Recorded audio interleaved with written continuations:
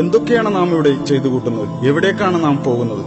ഉറക്കത്തിൽ നിന്ന് എഴുന്നേറ്റാൽ ഓരോരോ ലക്ഷ്യങ്ങളിലേക്ക് നാം പോകുന്നു. എന്തിനു വേണ്ടി എന്നൊന്നും ഒരിക്കൽ പോലും നമ്മുടെ മനസ്സിൽ ചോദ്യങ്ങൾ ഉയരുന്നില്ല. ചണ്ടിയെപ്പോലെ ഒഴുക്കിനൊത്ത് പോയിക്കൊണ്ടിരിക്കുകയാണ്. പണം പണം അതിനു വേണ്ടിയാണ് നമ്മുടെ ഈ നെട്ടോട്ടം. കിട്ടിയ പൈസയിൽ നിന്ന് അല്പം പോലും നഷ്ടപ്പെടാതിരിക്കാൻ എന്തുമാത്രം ജാഗ്രതയാണ് നമുക്ക്. ചാനലുകളിലും മറ്റും കാണുന്ന പാട്ടും ഫാഷനും ഒക്കെയാണ് നമ്മുടെ ഇഷ്ടങ്ങൾ. ഇതാണോ ഈ ലോകത്ത് നമുക്ക് ചെയ്യാനുള്ളത്?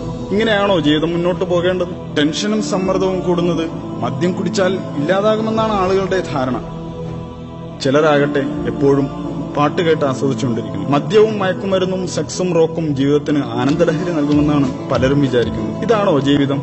ചില കാര്യങ്ങൾ നാം അറിയേണ്ടതുണ്ട്. അല്ല, നമ്മുടെ ആയുസ് അനന്തമായി നീട്ടിക്കിട്ടാൻ എന്തെങ്കിലും വഴി കണ്ടെത്തിയിട്ടുണ്ടോ? അറിയാമോ, നാം മരിക്കുമ്പോൾ പാടുപെട്ട് സമ്പാദിച്ചുണ്ടാക്കിയ വീടും സ്വത്തും മറ്റുള്ളവരല്ലേ സ്വന്തമാക്കി ആസ്വദിക്കുന്നത്?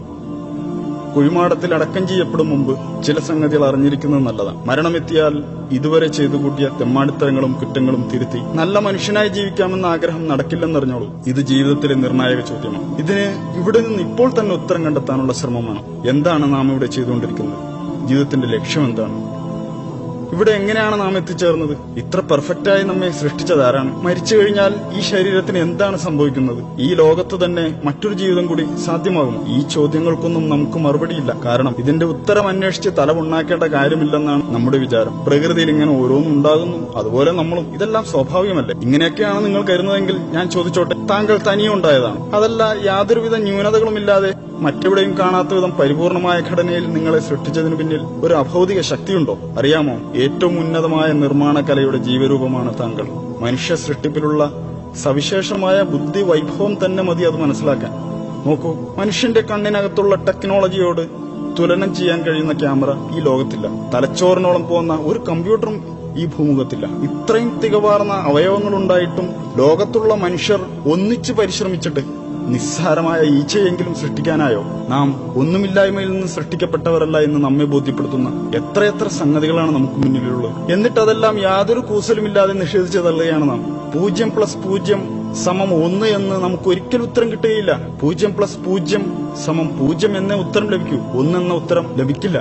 അപ്പോ പിന്നെ പ്രപഞ്ചത്തിലെ ഈ ആസൂത്രണ മികവിന്റെ പ്രകടഭാവങ്ങൾ എവിടെ നിന്ന് വന്നു? എല്ലാ വസ്തുക്കൾക്കും അതിന്റെ ഒരു ഉത്ഭവസ്ഥാനമുണ്ട്. അതിന്റെ എല്ലാം പിന്നിൽ ഒരു ശില്പിയുണ്ട്. ഇപ്പോൾ താങ്കൾ കണ്ടുകൊണ്ടിരിക്കുന്ന ഈ വീഡിയോ പോലും ഒരാൾ യൂട്യൂബിൽ അപ്ലോഡ് ചെയ്തതുകൊണ്ടാണല്ലോ താങ്കൾ കാണുന്നത്. ഈ ലോകത്തിന്റെ ഉത്ഭവം മഹാവിസ്ഫോടനത്തിലൂടെയായിരുന്നുവെന്ന് താങ്കൾക്ക് വിശ്വസിക്കാം. എന്നാൽ ഈ മഹാവിസ്ഫോടനത്തിന് പിന്നിലെ കാരണക്കാരനായ ഒരു ശക്തിയുണ്ടെന്ന് ഞാൻ വിശ്വസിക്കുന്നു. അതാണ് അള്ളാഹു, എല്ലാറ്റിനെയും സൃഷ്ടിച്ചവൻ, എല്ലാ ജീവജാലങ്ങളുടെയും സ്രഷ്ടാവ്, ഏകൻ, എന്നെന്നും ജീവിക്കുന്നവൻ, എല്ലാറ്റിനും കഴിവുള്ളവൻ, അജയ്യൻ. താൻ സൃഷ്ടിച്ച ഏതെങ്കിലും വസ്തുക്കളെപ്പോലെയോ ജീവികളെപ്പോലെയോ അല്ല അവൻ. അവന്റെ രൂപത്തെയോ ഭാവത്തെയോ നമുക്ക് സങ്കല്പിക്കാനേ കഴിയില്ല. അല്ല, അവൻ ഒരു മനുഷ്യനെ പോലെയുമല്ല, അവൻ ഒരു പങ്കാളിയുമില്ല. അവൻ ഏകനാണ്. അവൻ നമ്മെ ഇങ്ങോട്ട് കയറൂരി വിട്ടിരിക്കുകയല്ല. ഏതൊരു നിർമ്മാതാവിനെയും പോലെ അവനും തന്നെക്കുറിച്ച് പഠിക്കാൻ ഒരു പാഠപുസ്തകം, അതായത് ഒരു യൂസർ മാനുവൽ നമുക്ക് നൽകിയിട്ടുണ്ട്. ഇസ്ലാമാണത്, ഖുർആനും സുന്നത്തുമാണത്. അത് ആഹ്വാനം ചെയ്യുന്ന സന്ദേശം ഇതാണ്: ദൈവം ഏകനാണ്, അവൻ അള്ളാഹു ആകും ഏകൻ.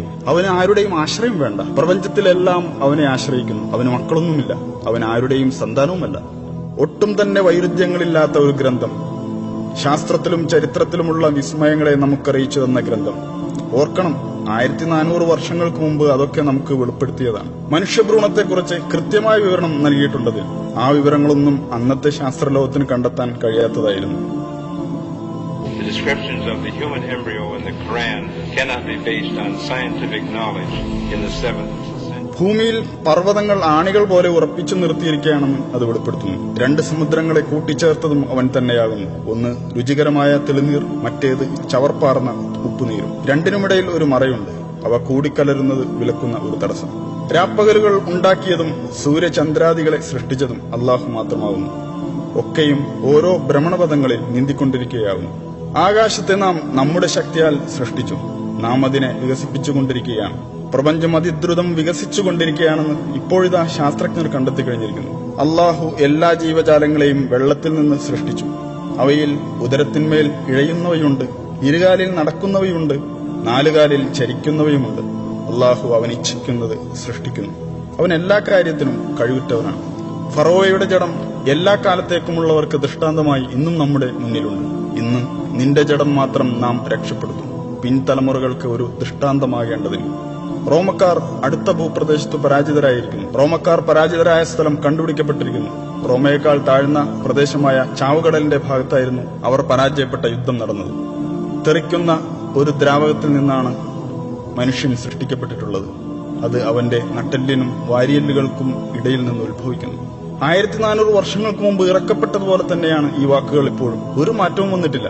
നിങ്ങൾ പറയൂ, ഇതെല്ലാം പ്രവാചകൻ മുഹമ്മദ് എങ്ങനെ അറിഞ്ഞു? 1400 വർഷങ്ങൾക്ക് മുമ്പ് ഇതെല്ലാം എങ്ങനെയാണ് ആ മനുഷ്യൻ അറിഞ്ഞത്? എഴുത്തും വായനയും അറിയാത്ത മനുഷ്യനായിരുന്നല്ലോ മുഹമ്മദ്.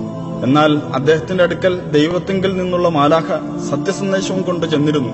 ഇതൊക്കെ പക്ഷേ അധികം ആളുകളും തള്ളിക്കളയുകയാണ്. ഞാനൊന്ന് ചോദിക്കട്ടെ, എങ്കിൽ അതിനേക്കാൾ നല്ലൊരു വെളിപാട് പകരം കൊണ്ടുവരാമോ? പക്ഷെ അത് താങ്കൾക്കൊരിക്കലും കഴിയില്ല.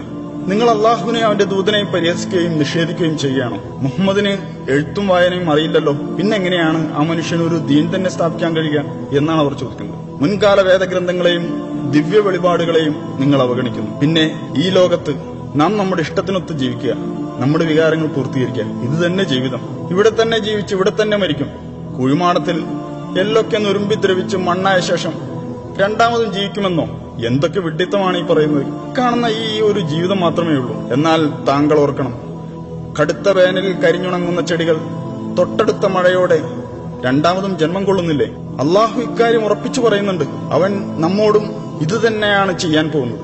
മരിച്ചു മണ്ണായ ശേഷം വീണ്ടും നമ്മിൽ ആത്മാവിനെ സന്നിവേശിപ്പിക്കും.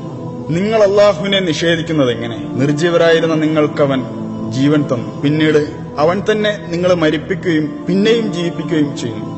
അനന്തരം അവങ്കലേക്കു തന്നെ നിങ്ങൾ തിരിച്ചയക്കപ്പെടുന്നതുമാവുന്നു. നാം ആകട്ടെ അവന്റെ വിരൽക്കൊടികൾ വരെ കൃത്യമായി നിർമ്മിക്കാൻ കഴിവുള്ളവനല്ലോ. നമ്മെ തൊട്ടടുത്തിരുന്ന് നിരീക്ഷിച്ചുകൊണ്ടിരിക്കുന്നവനാണ് അള്ളാഹു. തീർച്ചയായും നാം പരീക്ഷിക്കപ്പെടും. അല്ല, നാം പരീക്ഷണത്തിൽ അകപ്പെട്ടിരിക്കുകയല്ലേ? നമ്മുടെ ധനവും ആരോഗ്യവും ശരീരവും എല്ലാം അള്ളാഹുവിന്റെ അനുഗ്രഹമാണ്. നാം പിന്നീട് പുനർജീവിപ്പിക്കപ്പെടുമെന്നാണ് ഇതെല്ലാം സൂചിപ്പിക്കുന്നത്. നാം ഈ ലോകത്ത് ചെയ്തു കൂട്ടിയ എല്ലാ പ്രവൃത്തികളും ഒന്നൊന്നായി അള്ളാഹുവിന്റെ മുമ്പിൽ വിചാരണയ്ക്ക് വിധേയമാകും. നാളെ അള്ളാഹുവിന്റെ കോടതിയിൽ നമ്മുടെ കർമ്മപുസ്തകങ്ങൾ വായിക്കാൻ നമ്മോട് പറയും. നീ വായിക്കൂ, വായിച്ചോളൂ എന്നിങ്ങനെ കൽപ്പനയുണ്ടാകും. ചെറുതും വലുതുമായ നല്ലതും ചീത്തയുമായ എല്ലാ കാര്യങ്ങളും അതിലുണ്ടാകും. പുനരുത്ഥാന നാളിൽ നാം അവനുവേണ്ടി ഒരു രേഖ പുറപ്പെടുവിക്കും. അത് ഒരു തുറന്ന പുസ്തകം പോലെ അവൻ കാണും. വായിക്കൂ നിന്റെ ഈ കർമ്മരേഖ. ഇന്നു നിന്റെ കണക്ക് നോക്കുന്നതിന് നീ തന്നെ മതി. നമ്മളൊന്നും രണ്ടാമത് പുനർജീവിപ്പിക്കപ്പെടില്ലെന്നേ എന്നു പറഞ്ഞവർ ഇന്ന് തന്നോട് സംസാരിക്കേണ്ടെന്ന് അള്ളാഹു പറയും. എന്നെ അറിയാനും പഠിക്കാനുമായി ഒരായുഷ്കാലം മുഴുവൻ നിനക്ക് ഞാൻ തന്നതല്ലേ? പക്ഷേ അന്ന് നീ വ്യർത്ഥമായ നശ്വരമായ കാര്യങ്ങൾക്ക് പിന്നാലെ കൂടി അവസരം തുലച്ചു കളഞ്ഞതല്ലേ? അതുകൊണ്ട് നീ ചെയ്തത് നീ തന്നെ അങ്ങ് വായിച്ചോ. അന്നാളിൽ സത്യം അംഗീകരിച്ച് ജീവിച്ചവരെ അള്ളാഹു സന്തോഷ വാർത്ത അറിയിക്കും. എന്നാൽ നീ വിശ്വസിച്ചില്ലെങ്കിൽ നീ നിന്റെ പ്രവർത്തനങ്ങളുടെ റെക്കോർഡ് വായിച്ചോളൂ. അതുകൊണ്ട് ആ നാളിനെ യാഥാർത്ഥ്യം മനസ്സിലാക്കാനുള്ള അവസരമായി തെറ്റിദ്ധരിക്കരുതേ. താങ്കൾ വായിക്കൂ താങ്കളുടെ കർമ്മപുസ്തകം.